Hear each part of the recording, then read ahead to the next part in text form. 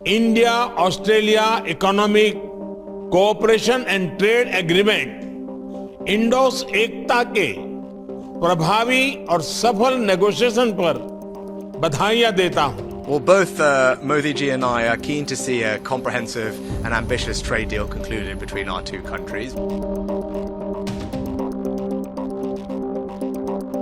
पिछले कुछ सालों से जब भी प्रधानमंत्री मोदी किसी महत्वपूर्ण देश के दौरे पर जाते हैं तब आपने एक शब्द का जिक्र बार बार सुना होगा, फ्री ट्रेड एग्रीमेंट, FTA। इसका इतना ज़्यादा जिक्र क्यों होता है, ये क्या है, आज इस बारे में विस्तार से बात करेंगे। नमस्कार, मेरा नाम दिव्यांशी सुमराव है। आप देख रहे हैं अर्थव्यवस्था से जुड़ा हमारा रोजाना का कार्यक्रम खर्चा पानी। FTA को समझने से पहले एक शब्द का मतलब यहाँ पर समझना बेहद जरूरी है, इंपोर्ट ड्यूटी। दूसरे देश से जब कोई प्रोडक्ट आयात होता है तो एक टैक्स उस पर लगता है, इसे इंपोर्ट ड्यूटी कहते हैं। और इंपोर्ट ड्यूटी लगाई क्यों जाती है? दो कारण हैं। पहला, घरेलू उद्यमियों को विदेशी कंपटीशन से बचाना, और दूसरा, सरकार की कमाई। इंपोर्ट ड्यूटी के कुछ नुकसान भी हैं, एक उदाहरण से समझते हैं।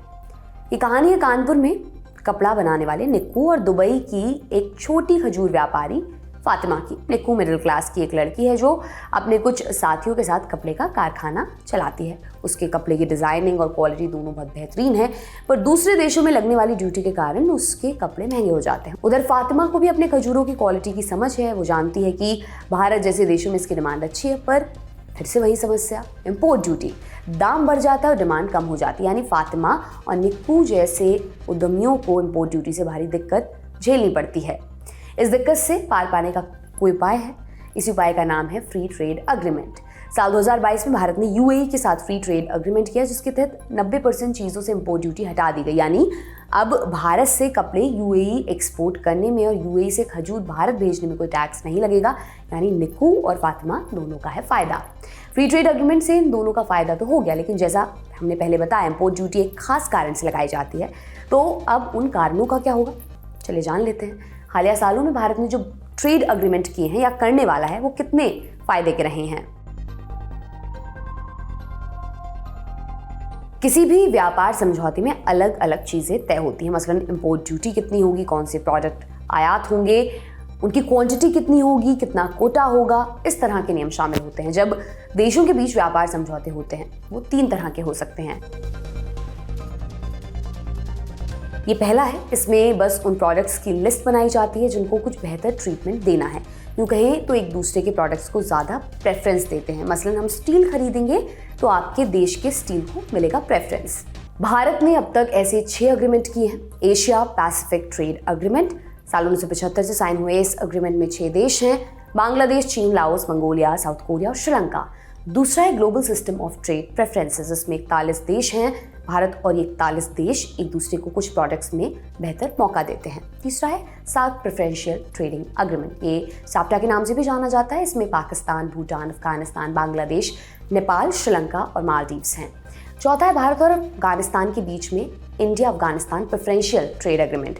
पांचवा India Chile preferential trade agreement, और छठा और आखिरी India Mercosur preferential trade agreement, जो भारत और साउथ अमेरिकन देशों जैसे अर्जेंटीना, ब्राजील के बीच हुआ है।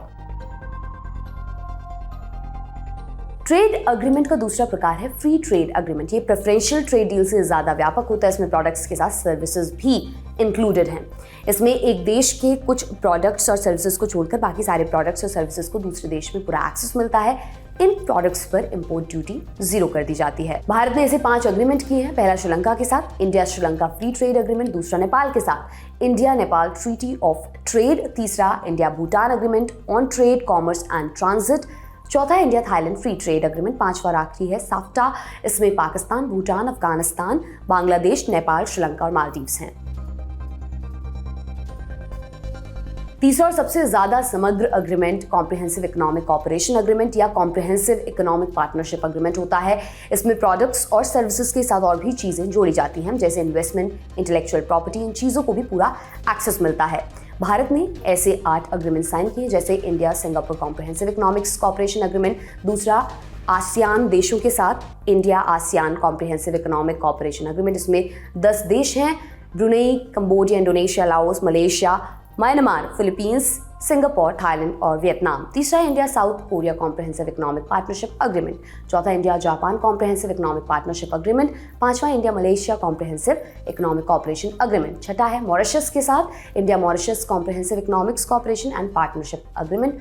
सातवां है India UAE comprehensive economic partnership agreement. आठवां India Australia economic cooperation and trade agreement. ये सभी अग्रीमेंट्स किए गए हैं ताकि व्यापार में बढ़ोतरी आए। सरकारें भी उन्हें अपनी उपलब्धि के तौर पर देखती हैं। हालांकि ये पूरा सच नहीं है। कई बार एफटीए के मामले में हाथी के दांत दिखाने के कुछ और, खाने के कुछ और वाली कहावत भी सही हो जाती है। ऐसा भारत के साथ कई बार हुआ है। हालांकि कुछ मामले ऐसे भी हैं जिनसे भारत को बहुत ज्यादा फायदा हुआ है। पहले देखते हैं एफटीए से होने वाले फायदे।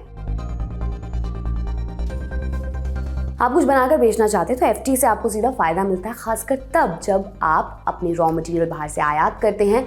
रॉ मटेरियल का दाम घटा तो मुनाफा अपने आप बढ़ जाता है। मसलन इलेक्ट्रिक कार की बैटरी बनाने के लिए लिथियम की जरूरत होती है। भारत में लिथियम उतनी मात्रा में नहीं मिलता है, तो एफटीए के कारण आप ऑस्ट्रेलिया से सस्ते और कम डॉक्यूमेंटेशन के साथ लिथियम इंपोर्ट कर सकते हैं। एफटीए का दूसरा बड़ा फायदा ये है कि ये दो देशों के बीच के ट्रेड बैरियर को खत्म कर देता है। मछली और छोटे उद्योग जिन्हें एमएसएमई कहते हैं, उन्हें एफटीए से फायदा मिलता है। एमएसएमई देश के टोटल निर्यात में 40% हिस्सेदार, इसलिए एमएसएमई को फायदा मतलब एक्सपोर्ट में इजाफा। एक फायदा ये भी है कि भारत में खेती के बाद सबसे ज्यादा रोजगार देने वाला सेक्टर भी एमएसएमई ही है। एक उदाहरण से समझे तो इंडिया यूएई ट्रेड डील के बाद भारत का यूएई को होने वाला निर्यात 19% बढ़ा है, जिससे भारत की जेम्स और ज्वेलरी इंडस्ट्री को फायदा मिला है। तीसरी बात है एफडीआई में बढ़त। हमने आपको पहले बताया कि 3 तरह के ट्रेड एग्रीमेंट होते हैं। भारत ने जिन देशों के साथ कॉम्प्रिहेंसिव इकोनॉमिक कॉपरेशन एग्रीमेंट या कॉम्प्रिहेंसिव इकोनॉमिक पार्टनरशिप एग्रीमेंट किए हैं, वहां से इन्वेस्टमेंट भी आता है। उदाहरण के लिए जापान से ट्रेड एग्रीमेंट के चलते भारत में जापान से काफ़ी इन्वेस्टमेंट हुआ है। जापान आज भारत में 5वां सबसे बड़ा इन्वेस्टर है। जापान भारत में बहुत से सेक्टर्स में इन्वेस्ट करता है, जैसे इंफ्रास्ट्रक्चर, ऑटोमोबाइल। भारत की बुलेट ट्रेन प्रोजेक्ट और देश में कुछ मेट्रो के प्रोजेक्ट्स में जापान ने इन्वेस्ट किया है। कार बनाने वाली कंपनियां जैसे सुजुकी, होंडा, टोयोटा भी जापानी है। इस इन्वेस्टमेंट के कारण भारत में टेक्नोलॉजी भी आती है, साथ ही नए रोजगार के साधन भी खुलते हैं। चौथा और एक बड़ा इंटरेस्टिंग फायदा है सप्लाई चेन का डाइवर्सिफिकेशन। और ये क्या है? मान लीजिए आपका कपड़ों का बुटीक है। अब आप एक टेलर के भरोसे नहीं रहेंगे, आप 2-3 टेलर्स के संपर्क में रहेंगे, जिससे अगर एक टेलर समय पर आपका काम ना कर पाए तो आप दूसरे से करवा सकें। इसको कहते हैं सप्लाई चेन डाइवर्सिफिकेशन। यानी हमारे पास ऐसे बहुत से सोर्स होने चाहिए जिनसे हम चीजें खरीद सकें, ताकि एक सोर्स सप्लाई ना कर पाए तो काम ना टिके। अब ऐसे देशों को भी अपनी जरूरत की चीजों के कई मार्केट्स और प्रोड्यूसर्स देखने पड़ते हैं, जिससे किसी देश की मोनोपोली ना बने, वरना वो मनमानी कर सकता है और इससे हमारा आर्थिक नुकसान हो जाएगा। भारत ने ऑस्ट्रेलिया के साथ एक ट्रेड डील की है। ऑस्ट्रेलिया बहुत समय से चीन के मोनोपोली से परेशान था। इस डील के बाद उसे भारत के रूप में एक विश्वसनीय साथी मिल गया है और ऑस्ट्रेलिया में भारत को एक अच्छी मार्केट का एक्सेस मिल गया है। भारत के ऑस्ट्रेलिया एक्सपोर्ट होने वाले 96% प्रोडक्ट्स पर इंपोर्ट ड्यूटी 0 हो गई है। इससे भारत के एमएसएमई सेक्टर को काफी फायदा पहुंचने का अनुमान है। भारत ने जितने एफटीए किए हैं उनके साथ सबसे बड़ी समस्या यह है कि उनका यूटिलाइजेशन रेट यानी उपयोगिता का दर 25% से कम है। मतलब एफटीए से जितना फायदा उठाना चाहिए उसका 25% ही होता है, जबकि विकसित देश 70 से 80% फायदा उठाते हैं। उदाहरण के लिए जापान, मलेशिया जैसे देशों से भारत का ट्रेड डेफिसिट हमेशा नेगेटिव रहता है। इसका मतलब ये देश भारत में जितने प्रोडक्ट्स बेचते हैं, भारत हमेशा उनके मुकाबले में कम प्रोडक्ट्स बेच पाता है। यानी भारत का आयात ज़्यादा है, निर्यात कम है।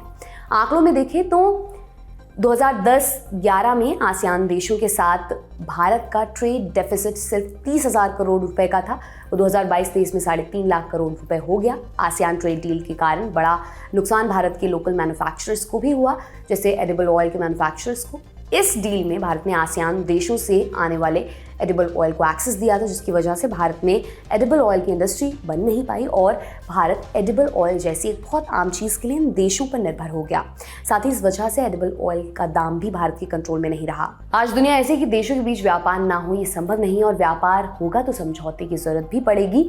ट्रेड डील होना अच्छी बात है, लेकिन साथ ही साथ भारत के लिए ये ध्यान देने वाली बात है कि वो ट्रेड डील करते हुए उसके नुकसान और फायदों को अच्छे से परखे। भारत ऐसा कर भी रहा है। कई ट्रेड डील्स को रिव्यू करने की बात शुरू हो चुकी है। मसलन इंडिया आसियान ट्रेड डील 2025 तक रिव्यू की जाएगी और फिर उसमें बदलाव भी किए जाएंगे। ऐसे भी कुछ आने वाली डील्स हैं जिनमें सबसे ज़रूरी है यूके के साथ होने वाली ट्रेड डील, जिसके लिए काफ़ी माथापच्ची चल रही है। आज के खर्चा पानी में इतना ही। ये एपिसोड आपके लिए लेकर आए थे हमारे साथी आकाश। देखते रहिए दी लंदन टॉप। बहुत बहुत शुक्रिया।